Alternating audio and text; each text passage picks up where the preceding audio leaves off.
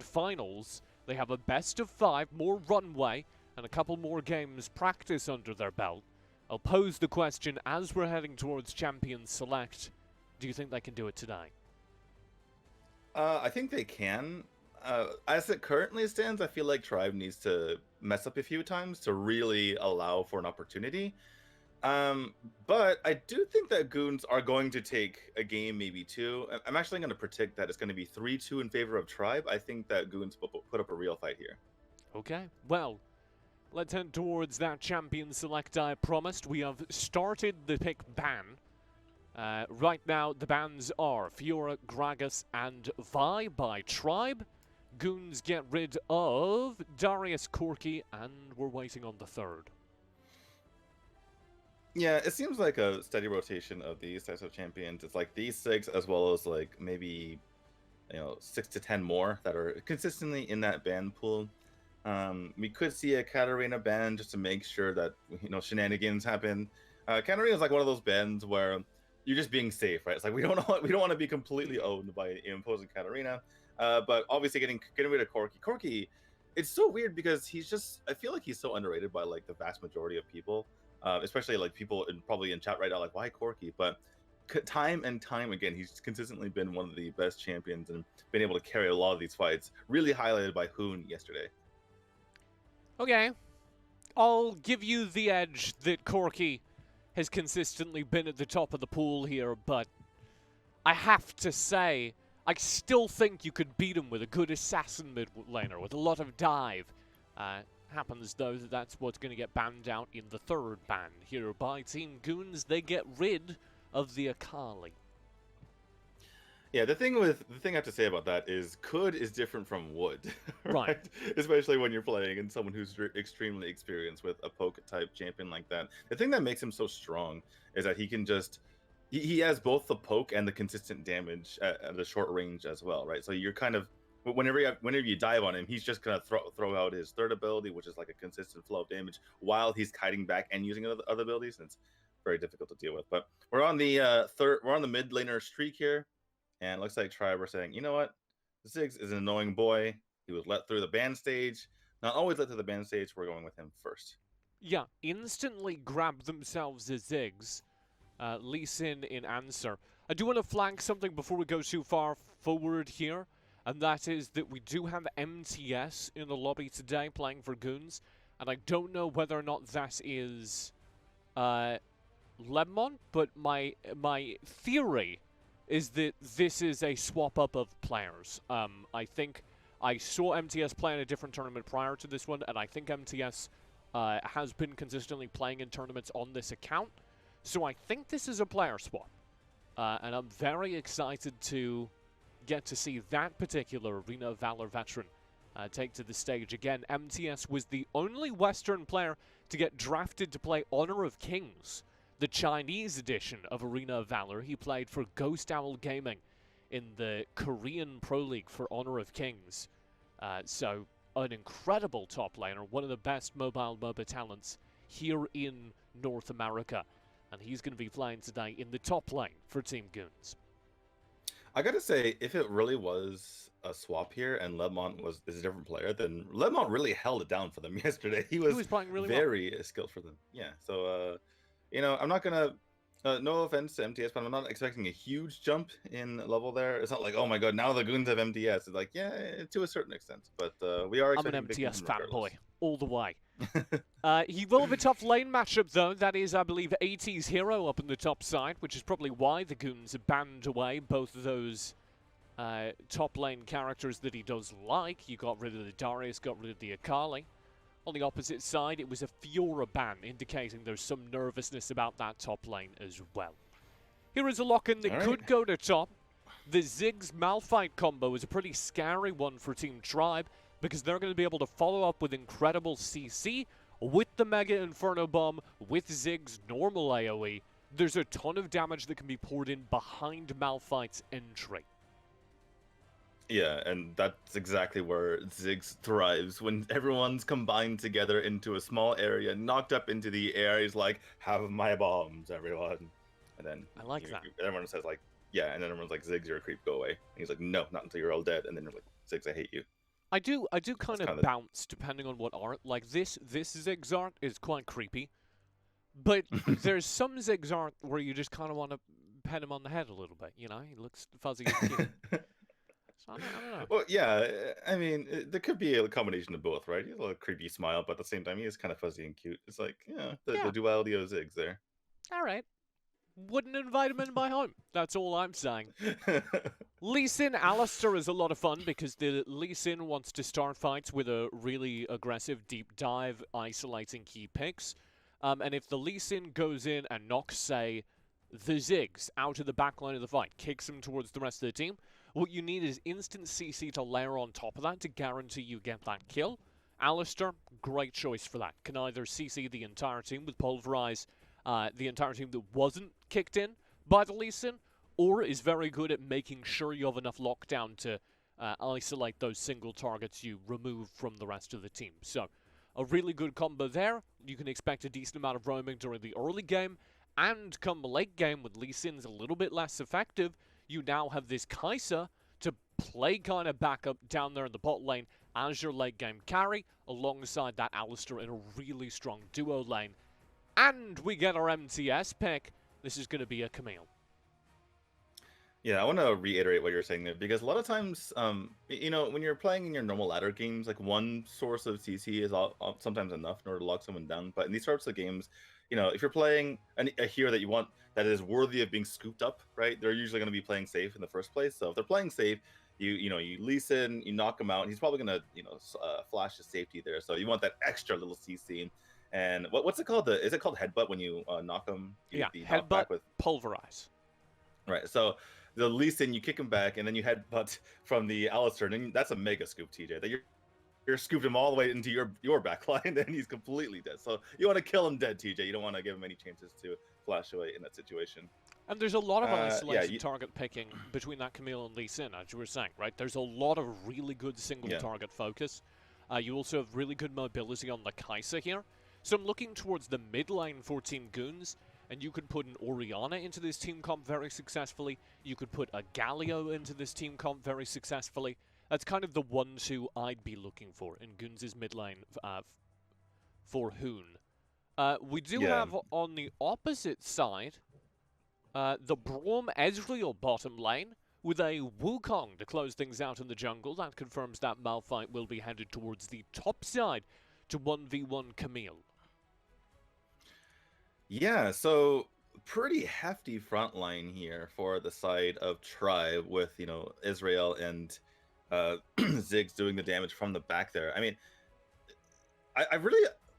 The thing I like about Tribe's drafts all the time is they're always multifaceted, right? All these comps, every time their composition they're always able to get isolated picks, but they're also able to fight well in team fights, right? It's not just like everything into the wombo combo, but if we don't get a 5v5 team fight, we're screwed. It's like they're very flexible, and they're able to get picks wherever they want. They have enough CC on the side of Tribe. But the best thing about it, they're great at skirmishing, and then the best thing about it, they actually do have a legit wombo combo, right? You have Braum with a knockup from his ult, then you have Malphite coming in as well with his massive ult, then even more knockups from Wukong, and then you have the Mega Inferno Bomb as well as the shot, the ultimate there from Ezreal as well. So things go according to plan, they could just blow up an entire team as well themselves.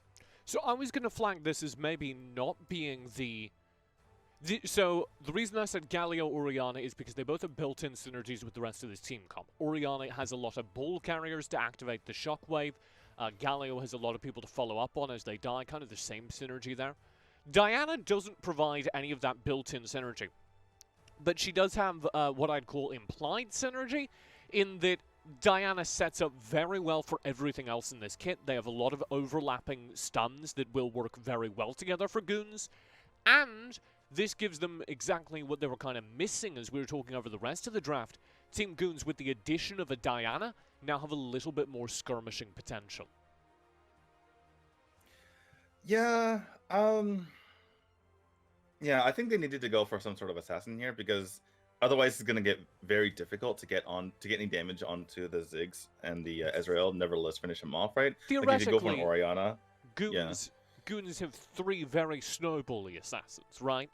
You have Lee Sin, you have Camille, you have Diana, and if any of those characters get off strong, then that Ziggs is never going to survive a team fight.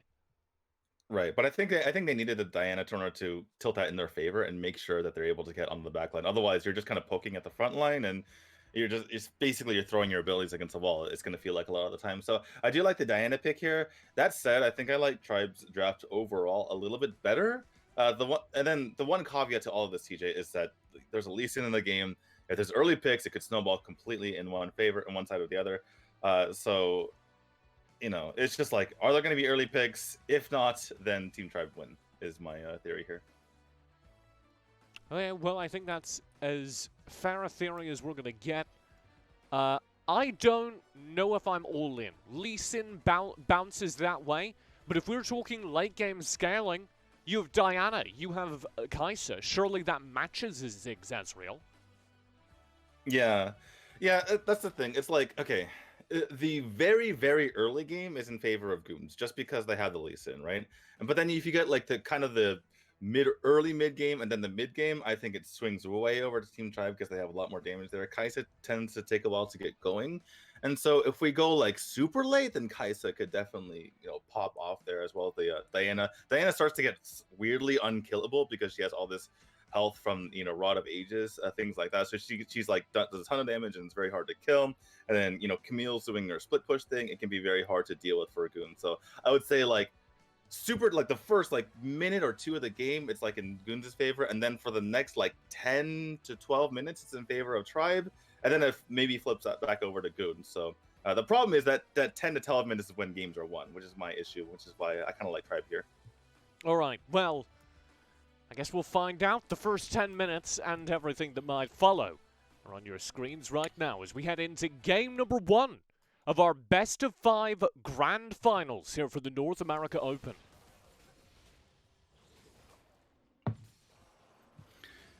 And yeah, it looks like both teams are playing fairly safely here. Obviously, Rust and Gume just kind of there to make sure no shenanigans go down. Obviously, Lee Sin is the faster jungle clear, but granted, or given that Lee Sin wasn't going to be invading at this stage, you might suspect there's going to be a cheeky invade from the opposing team, just kind of bucking that theory in general. Yeah, we'll have to keep an eye on that. I also want to pay attention to how the 2 mid lanes play out as we go in here, because the Ziggs has so much wave clear. And I feel like that should create trouble for Hoon if Hoon's not able to early access melee range versus starting, right? Look at starting really just dodging out those the first ability, the moon, whatever it's called, the moon thingy from Hoon. And the thing is, it's a really big deal because if Hoon lands it once, it's not just landing the damage, but you get to looks like mid. They jumped on Fizz first, or Ziggs for a second there, but he's able to get away. Hello, 0-8. Might be in trouble It's here. It's gonna be interesting. 0-8 pokes out onto Yikes. Yikes hits him with the Sonic Wave. Jump? Will recast to go in. Yikes on no HP, pops the heal, stays alive. 0-8 flashes away, barely survives. Yike with the chase, has to dump over the wall. Chase down, first blood secure. Will Yikes follow? No! He goes back in. 2 kills early on to Tribe as they look to clean up more. Wow. It's going to be the Goons absolutely decimating the level 1 of this game. Games like this can sometimes like tilt on a knife's edge, and this is one of those situations where I really thought that Tribe had the advantage there. Yikes was extremely low, got aggressive, flashed toward the Ziggs near the turret, and there were members coming to join in order to help out Tribe, but the execution there was just absolutely on point. Hoon with the moonshot from his first ability, able to finish off Ziggs, and that kind of snowballed the rest of the fight there because a lot of the damage was gone. I thought that Tribe's draft was really good, but, if you lose either Ezreal or Ziggs, suddenly the damage completely falls off. They weren't able to finish off any more members, despite the fact that Yikes was extremely low, and that meant 3 kills in their pocket already. Yeah, an incredible start for the Goons, and Tribe immediately are down 2,000 gold. Remember your hypothesis, our discussion. Maybe I'll hold this as Hextech Ultimatum will be dropped. That's an early level 5. 80's kicked away as well. Just as the level 5 comes up from Yikes. They, of course, can't kill the Malphite, but they do blast him very low. I was going to ask you, we talked during our pregame discussion about these two drafts, and both said they need early kills. Is this enough?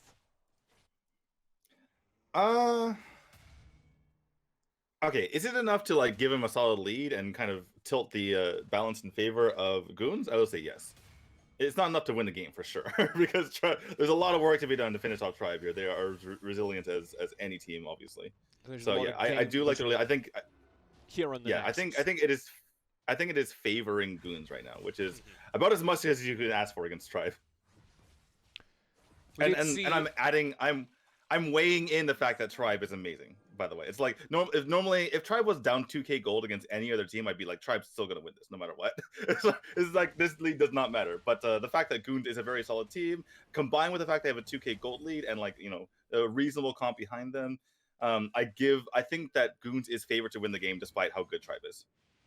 Okay, well, Tribe stole away a blue buff. Now they position for this first Drake fight. They do have the better team fight comp early on. Hoon's scared away. Yikes round the side.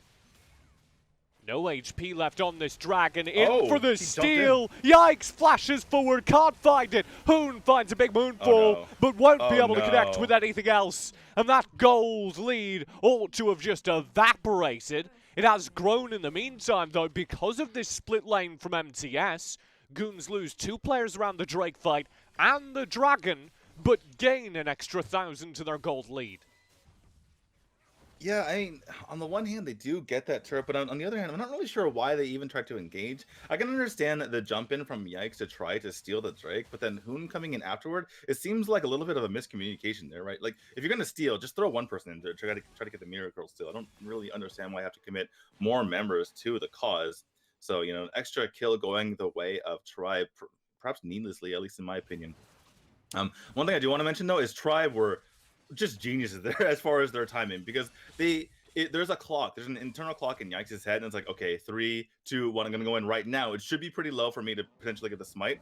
And okay, hold up, for a second. What a great pulverized headbutt from Rest to just knock Starting out of position. That's a manual Lee Sin kick there. Just do it the old-fashioned way. Looks like they're kind of I'm not really sure. They're kind of playing for the Rift Herald here. Here it comes. Max Green in. Old school over the top. Tribe again with their dominant objective control. Burn a true shot to try and control this objective. Max Green pushing so far forward, just body blocking Yikes' only path to entry. And that adds up to another objective, but of course, what's MTS doing in the meantime? Well, taking up this second turret to the Goons. Yeah, and on the other side of the map, we had Gume just pushing in on that minion wave up there as well. So he's getting, not going to get a turret, but he's going to get himself some nice farm there. You can see he's at 5.4k.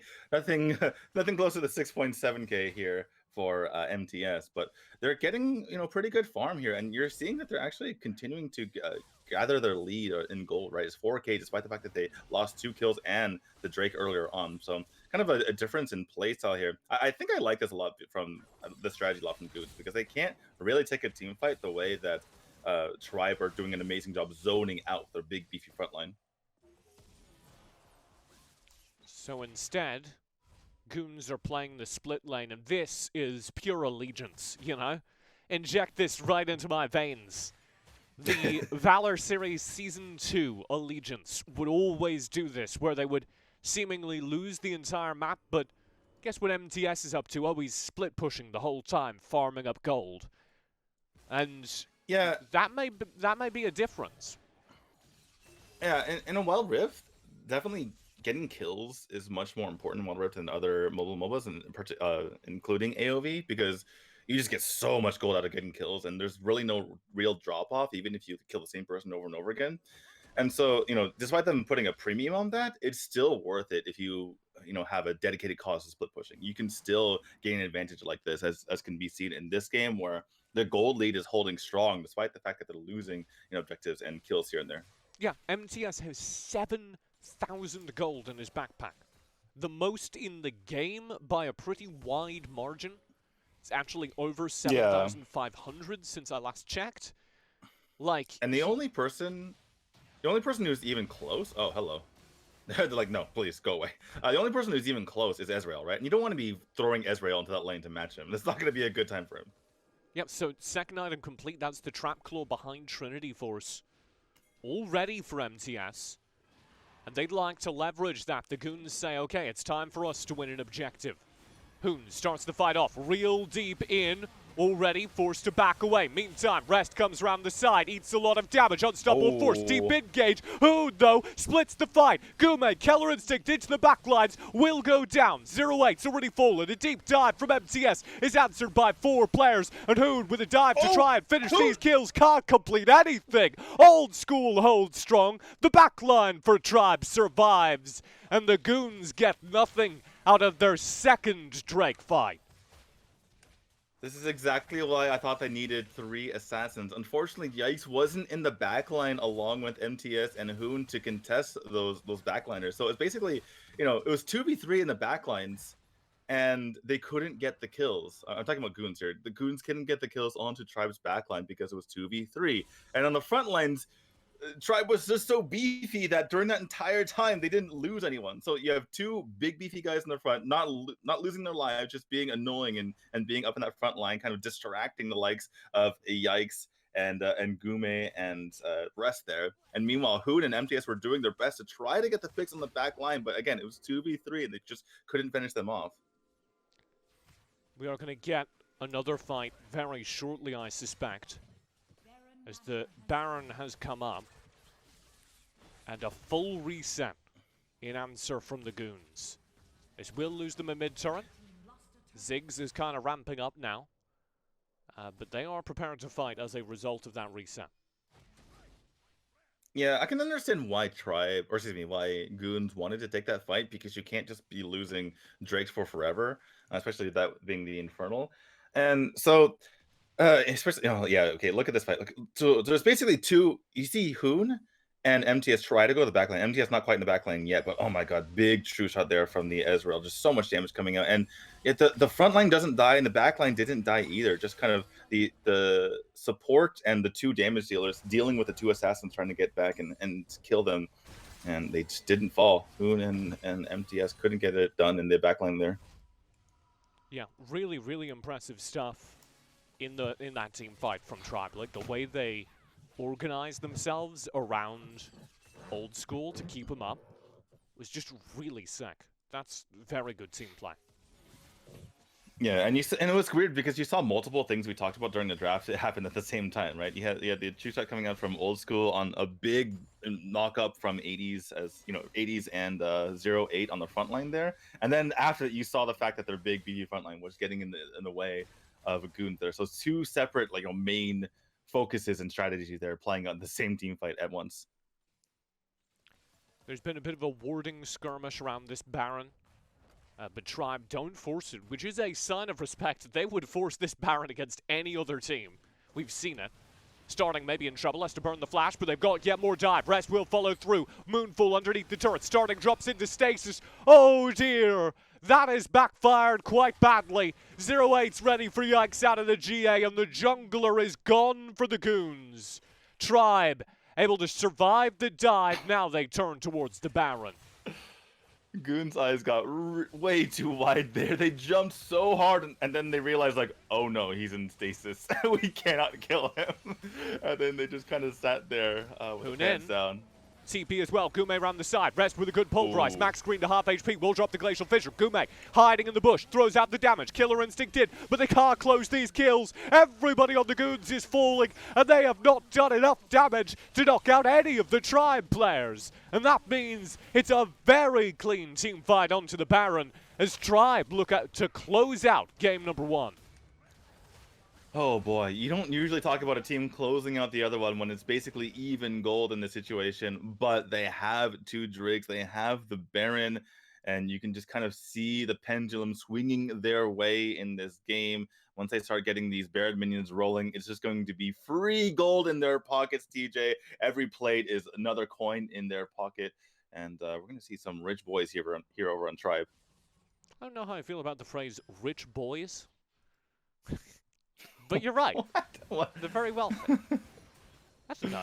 Rich rich men. I don't rich people. I don't know what you want me to call them. It's just something about the phrase "rich boys" brings to mind like L.A. pools, big McMansions, you know. I just think of like what was that movie from like 30 years ago? There were a couple, Daniel. Let me tell you. It's like Richie Rich or something like that. The guy with like he had like $1 trillion or something like that. It was insane. Anyway, yeah. I feel like they're gonna be rich. That's my point. Drake gets taken. They got another Drake. Yep. Yeah, it's that's the thing. Okay, I was gonna say this 2 Drake fights ago, or actually 1 Drake fight ago since they didn't contest this one. But you can see, oh, they're gonna kill one. They gotta go back though. Yeah, I don't quite know what that was for because do the math, you're gonna lose an inhibitor for this, and unfortunately, that's not worth it. No matter how you're measuring, they're gonna lose 2 inhibitors for this. Watch what Ziggs does to a turret. It is just gone. You know what?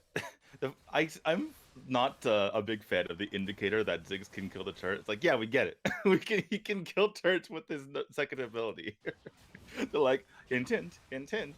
Ziggs can kill this right now. If you're good at the like, video game, you'll destroy this turret right now.